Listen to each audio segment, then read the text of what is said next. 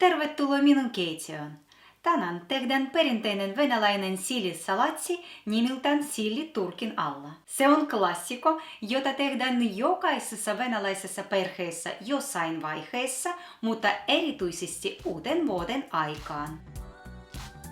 Salaatia varten tarvitaan 2 perunaa, 1 porkkana, 1 punajuuri, 2 kananmunaa, sipuli, kevyt suolattu ruodaton ja nahaton silli ja majoneesi.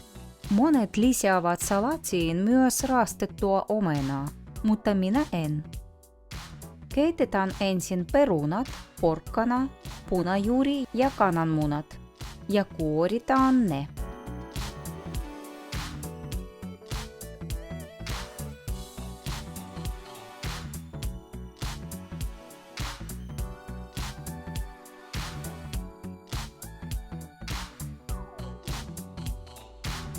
Hienonetaan sipuli.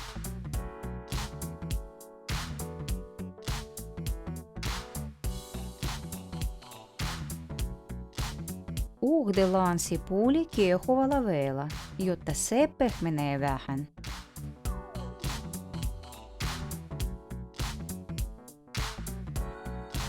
Raastetaan porkkana karkealla raastimella.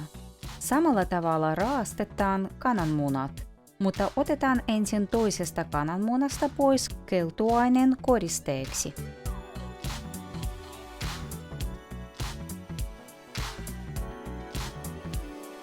Raastetaan myös perunat karkealla raastimella.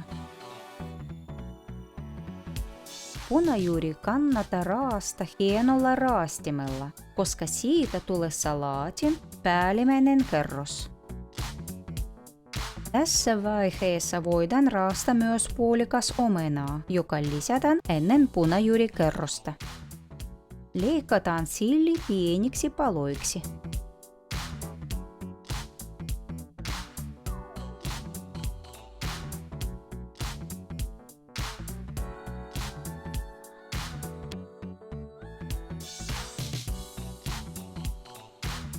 Meillä on nyt kaikki salaatin kerrokset.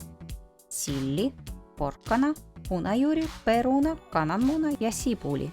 Käytetään tätä majoneesia. Sillistä tulee salaatin ensimmäinen kerros ja sen päälle tulee loput kerrokset. Tästä tuleekin salaatin nimi, silli turkin alla.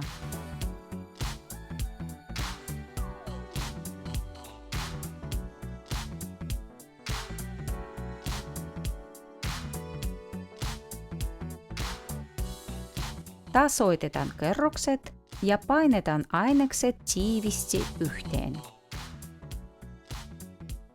Ottakaa huomioon, että majoneesi ei tule joka kerroksen väliin.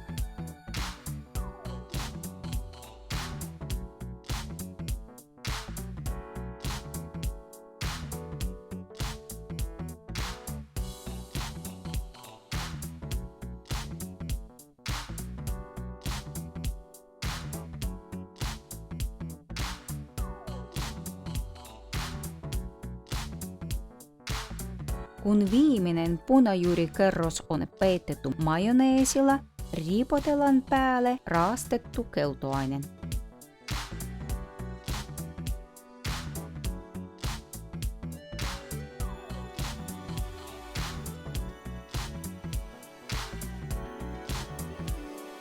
Salaati on valmis. Hyvää ruokahalua!